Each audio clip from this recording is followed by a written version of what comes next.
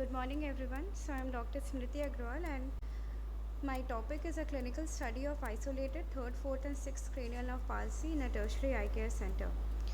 So isolated 3rd, 4th and 6th nerve palsies are a common cause of diplopia in ophthalmic practice.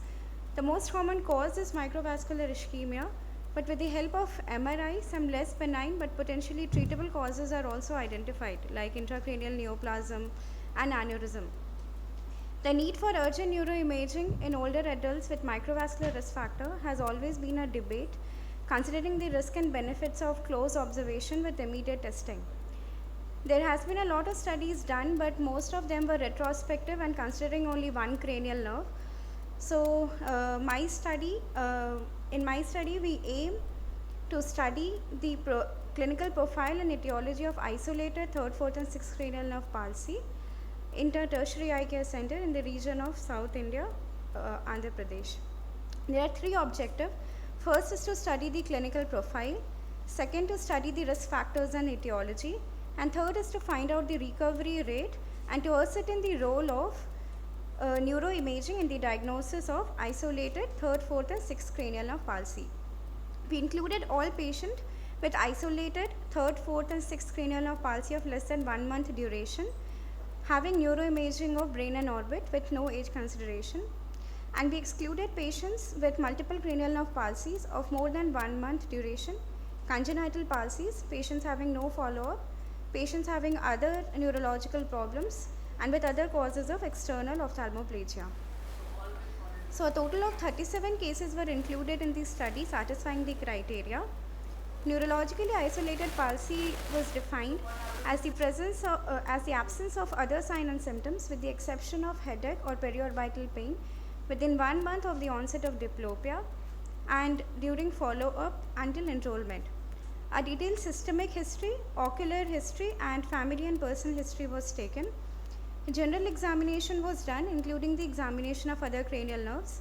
Ocular examination was done including sensory and motor evaluation of squint and special tests like Hess charting and forced suction test.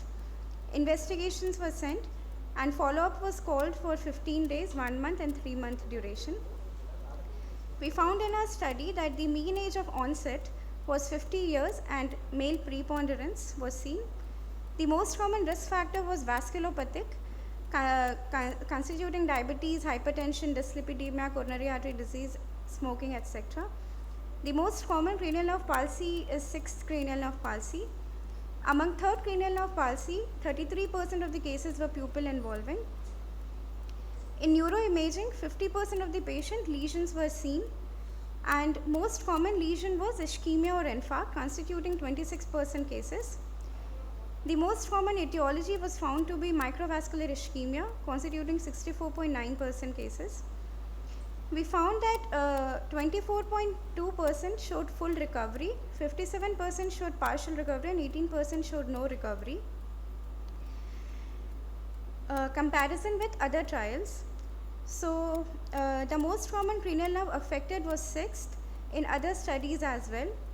The most common risk factor was vasculopathic in other studies also. The most common etiology was microvascular ischemia, which was similar to the other studies.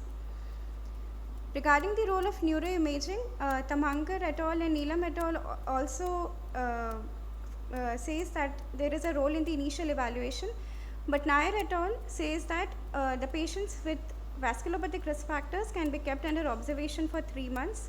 If not improved, then neuroimaging was advised. So in conclusion, neuroimaging procedures are important in the initial evaluation of patients with acute oculomotor palsies.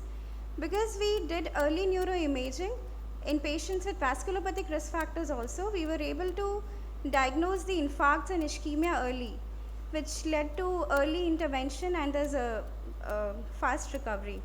81% of our patients showed recovery and 88% patients with ischemia or infarct showed full or partial recovery within 3 months. These are the differences.